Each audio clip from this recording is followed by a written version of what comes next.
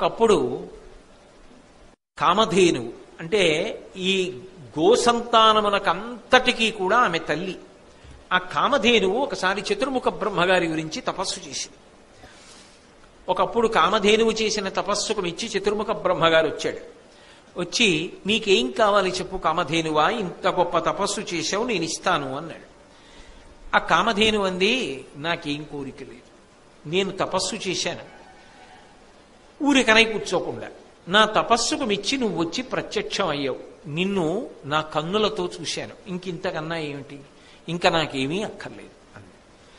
అంటే బ్రహ్మగారు అన్నారు, ఇత పూర్వం నేను మనసులో సంకల్పం చేశాను, ఇప్పుడు దాన్ని ఆజ్ఞాపిస్తున్నాను. నా లోకం సత్యలోకం, నా సత్యలోకం కన్నా కూడా పైన గోలోకం ఉంటుంది, అక్కడ ఉంటాయి గోవులన్నీ. కాబట్టి సత్యలోకం కన్నా పైన గోలోకాన్ని ఏర్పాటు చేస్తున్నాను, ఇంత గొప్ప వరాన్ని మీకు ఇస్తున్నానని కామధేనువుకి ఇచ్చాడు. అది గోవుల యొక్క గొప్పతనం అని భీష్మాచార్యుల వారు అన్నాడు. గో విషయ వాక్య పఠనము, శ్రవణము, సంశ్రవణములు, ధరావర, ఆయు, శ్రీ, విభవ, కీర్తి, సుగతి, సమావహములు, తత్పరుండు వగు మిక్కథలన్. నువ్వు ధర్మరాజా ఒక్క విషయాన్ని తెలుసుకో, మనిషి ఆయుర్దాయాన్ని పొందడానికి, సంపదని పొందడానికి, అభివృద్ధిని పొందడానికి, కీర్తిని పొందడానికి తరచుగా దేని గురించి మాట్లాడుకుంటూ ఉండాలి అంటే గోవు గురించి మాట్లాడుకుంటూ ఉండాలి. గోవు గురించి మాట్లాడడం, గోవు గురించి వినడం, ఆవు ఉన్న చోట ఉండడం, ఆవుని చూస్తూ ఉండడం, ఇవన్నీ కూడా గొప్ప అదృష్టహేతువులు. కాబట్టి ప్రయత్నపూర్వకంగా ధర్మరాజా ఆవుల గురించి వినే ప్రయత్నం చేస్తూ ఉండు, అది నీకు విశేషమైన అనుగ్రహాన్ని చేకూరుస్తుంది అని చెప్పి, లోకంలో అన్నిటికన్నా చాలా చాలా గొప్ప దానం ఏది అంటే గోదానమే అంత గొప్పది. గోదానము కన్నా గొప్ప దానము లోకమునందు లేదు. ఒకప్పుడు కామధేనువు చేసిన తపస్సుకు మెచ్చి చతుర్ముఖ బ్రహ్మగారు వచ్చాడు. వచ్చి నీకేం కావాలి చెప్పు కామధేనువా, ఇంత గొప్ప తపస్సు చేశావు, నేను ఇస్తాను అన్నాడు. ఆ కామధేను అంది, నాకేం కోరిక లేదు, నేను తపస్సు చేశాను, ఊరికనై కూర్చోకుండా నా తపస్సుకు మెచ్చి నువ్వు వచ్చి ప్రత్యక్షం అయ్యావు, నిన్ను నా కన్నులతో చూశాను, ఇంకింతకన్నా ఏమిటి, ఇంకా నాకేమీ అక్కర్లేదు అంది. అంటే బ్రహ్మగారు అన్నారు, ఇత పూర్వం నేను మనసులో సంకల్పం చేశాను, ఇప్పుడు దాన్ని ఆజ్ఞాపిస్తున్నాను. నా లోకం సత్యలోకం, నా సత్యలోకం కన్నా కూడా పైన గోలోకం ఉంటుంది, అక్కడ ఉంటాయి గోవులన్నీ. కాబట్టి సత్యలోకం కన్నా పైన గోలోకాన్ని ఏర్పాటు చేస్తున్నాను, ఇంత గొప్ప వరాన్ని మీకు ఇస్తున్నానని కామధేనువుకి ఇచ్చాడు. అది గోవుల యొక్క గొప్పతనం అని భీష్మాచార్యుల వారు అన్నాడు.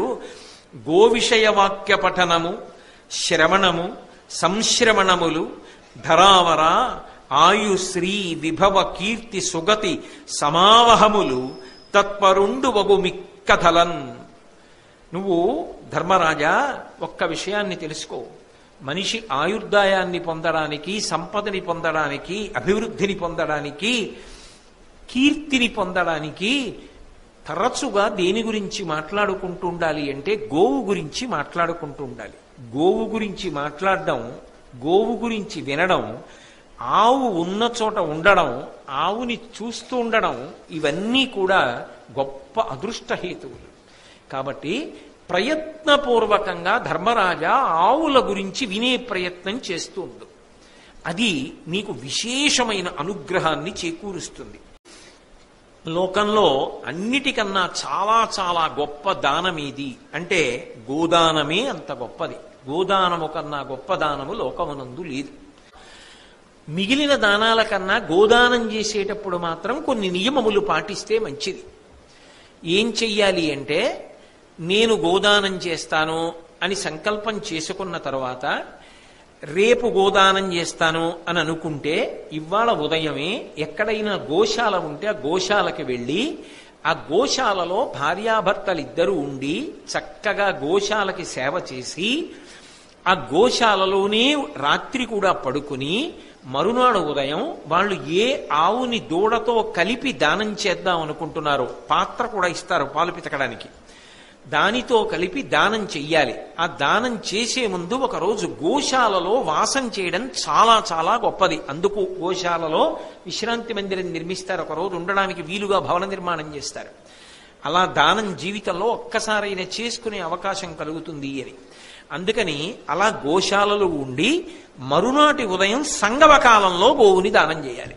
సంగమ కాలము అంటే ఆవు యొక్క పాలు తాగడానికి దూడ నిద్ర లేచి తొందరపడి తన కట్టు నుంచి విప్పుకొని ఎప్పుడు వెళ్ళి అమ్మ యొక్క పొదుగులో తన ముట్టి పెట్టి గట్టిగా గుద్ది అమ్మి విడిచిపెట్టినటువంటి పాలు తాగాలని ఉత్సాహాన్ని చూపిస్తుందో సూర్యోదయం తర్వాత ఆ కాలమునకు సంగమ కాలమని పేరు, గుర్తుపెట్టుకోవడానికి వీలుగా. కాబట్టి అటువంటి కాలంలో అంటే దూడ పాలు తాగడానికి వచ్చిన కాలంలో దూడతో కలిసి ఉన్నటువంటి గోవుని దానం చెయ్యాలి. ఆ గోవుని దానం చేసేటప్పుడు బ్రహ్మగారి వాక్కు ఒక్కసారి స్మరణ చెయ్యాలి. ఏమని చెప్పుకోవాలంటే, తల్లి గోవు, వృషము తండ్రి, గర్భప్రదేశంబు దివము, ధరణి సంప్రతిష్టయని పఠించి యోగ్యుడగు విప్రు నర్చించి పలుకవలయు నీకి కలిమి తెలియా. ఈ ఆవు నాకు తల్లి, ఎద్దు నా తండ్రి, దాని కడుపు స్వర్గలోకం, ఈ భూమి మీద నేను స్థిర నివాసమును పొందెదనుగాక. అంటే అల్పాయుర్దాయము కాకుండా అపమృత్యు దోషం లేకుండా దీర్ఘాయుష్మంతుడనై చక్కగా పుత్రపౌత్రాదులతో సంపదతో నేను హాయిగా ఆనందంగా ఉండేటట్టుగా అనుగ్రహించండి, నేను గోదానం చేస్తున్నానని సంకల్పం చేసి, గోవు యందు ప్రీతి కలిగిన వాడు, గోవుని కాపాడాలనుకునేటటువంటి తత్వం ఉన్నటువంటి వారికి ఆవు తోక మీదుగా నీళ్లు పోసి ఆ గోవుని దానం చేస్తారు. అయితే ఒక్క విషయాన్ని జ్ఞాపకం పెట్టుకో ధర్మరాజా, ఎప్పుడైనా సరే గోవుని దానం చెయ్యాలనుకుంటే ఆ గోవుని కొనడానికి ఉపయోగించినటువంటి ద్రవ్యాన్ని బట్టి గోదానము సఫలవంతమవుతుంది. ఎటువంటి ధనమును వాడవచ్చు? దాయాధనంబు సంగర విధాసముపార్జితమున్ సధర్మకోపాయ సమాహితంబును శుభ ప్రతిపాదన లబ్ధమున్ మరున్నాయక వెండియుంగలుగు నాయువు జొప్పుల సొమ్ములున్ తగన్ గోయజనార్థము సత్క్రియలకున్ పెరసొమ్ములనైన కీడగున్. ఆవుని కొనడానికి ఉపయోగించేటటువంటి ద్రవ్యం, గోదానానికి చెందిన ద్రవ్యం ఎటువంటిదై ఉండాలి అంటే దాయాదులకు చెందినదై ఉండవచ్చు. అంటే అన్నదమ్ముల పిల్లలు, వాళ్ళు ఇచ్చిన ద్రవ్యంతో గోవుని కొనవచ్చు, కొని ఇవ్వచ్చు. అలాగే క్షత్రియులైతే యుద్ధం చేసి యుద్ధంలో సముపార్జించినటువంటి ధనం, ధర్మయుద్ధం, ఇప్పుడు అసలు అది అవకాశం లేనే లేదు ప్రజాస్వామ్య ప్రభుత్వాల్లో. సధర్మకోపాయ సమాహితంబునో, ధార్మికమైనటువంటి రీతిలో సంపాదించినటువంటి డబ్బు, ఉద్యోగం చేస్తున్నాడు, జీతం వచ్చింది, ఆ డబ్బుతోటి. శుభ ప్రతిపాదన లబ్ధమున్, తాను ఏ వృత్తి చేస్తున్నాడో ఆ వృత్తి ద్వారా సంపాదించినటువంటి ధనముతో కొన్నటువంటి ఆవు, తాను వ్యాపారం చేస్తున్నాడు వచ్చిన లాభంతో, తాను కుండలు చేస్తున్నాడు, కుండలు అమ్మగా వచ్చినటువంటి లాభంతో, ఏ వృత్తిలో ఉన్నాడో ఆ వృత్తి ద్వారా వచ్చినటువంటి ధనంతో, అటువంటి వాటి వలన ఆవుని కొని దానం చేస్తే గోదాన ఫలితము సంపూర్ణముగా కలుగుతుంది. లేనినాడు దాని వలన ఉపయోగం ఉండదు. అంటే అధర్మంతో సంపాదించినటువంటి ధనముతో గోదానము చేసినా ఉపయోగము కలుగదు సుమా అని చెప్పి, ఓ విషయాన్ని బాగా జ్ఞాపకం పెట్టుకో ధర్మరాజా. మనిషి ప్రతి సంవత్సరంలో కూడా 3 రోజులు మాత్రం గోశాలలో తప్పకుండా కాలం గడపాలి. ఏ 3 రోజులు గోశాలలో కాలం గడపాలి? అందుకే పూర్వం గోశాల నిర్మాణం చేస్తే అందులో కొంతమంది అతిథులు, గృహస్థులు వచ్చి ఉండడానికి వీలైన సదుపాయములను కల్పించేవారు. ఎందుకనంటే అప్పుడు కానీ గోశాల పూర్తవదు, లేకపోతే ఉండడానికి సదుపాయం ఉండాలి కదా. ఎందుకంటే వాళ్ళు 3 రోజులు ఉండాలి అక్కడ. ఎప్పుడు ఉండాలి అన్నది చెప్తున్నాడు భీష్ముడు. మానవుడోపి ఆశ్వయుజమాసము 2వ అష్టమింతగంబుని దినత్రయంబు పరిపూచిత గోష్ఠ తలంబునన్ వ్రతాధీనత బెండయన్నమును ధేనువు మూత్రము పాలు పానమున్గా నియతిన్ వసించి బహుకామ్య ఫలంబులు పొందుభూవరా. ఆశ్వీజ మాసంలో శారదానవరాత్రులు వస్తాయి. శుక్లపక్షంలో పాడ్యమి తిథి నుంచి విజయదశమి వరకు చేసి ఏకాదశి నాడు రథయాత్ర చేస్తారు. ద్వాదశి నాడు అన్న సంతర్పణ ఉంటుంది. అదే కృష్ణపక్షం వస్తుంది. పౌర్ణమి వెళ్ళిపోయిన తర్వాత కృష్ణపక్షం వస్తుంది ఆశ్వీజ మాసంలో. ఆ కృష్ణపక్షంలో అష్టమి, నవమి, దశమి ఈ 3 రోజులు గోశాలలో వాసం చెయ్యాలి.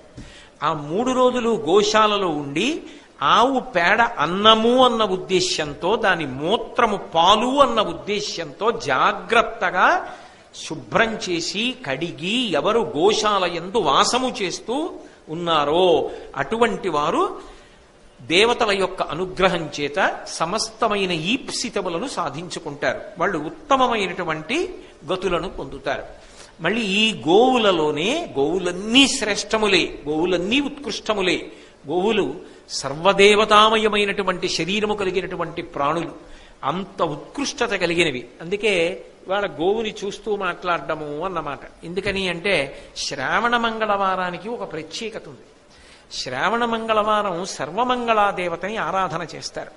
శ్రావణ మంగళవారం ఏం చేస్తుందంటే అరిష్టాన్ని పోగొడుతుంది, అమంగళాన్ని పోగొడుతుంది. పోగొట్టి అన్ని మంగళములు కలిగేటట్టుగా చేస్తుంది. అన్ని మంగళములు కలిగేటట్టుగా చెయ్యగలిగినది ఏది అంటే భీష్మాచార్యుల వారి నోటి మాట ఇది, గోవు. దాన్ని స్మరిస్తే చాలు, దాన్ని చూస్తే చాలు, దానికి ప్రదక్షిణం చేస్తే చాలు, దాని గురించి వింటే చాలు. ఈ మాట నీ చెప్పలా, భీష్ముడు చెప్పాడు భారతంలో.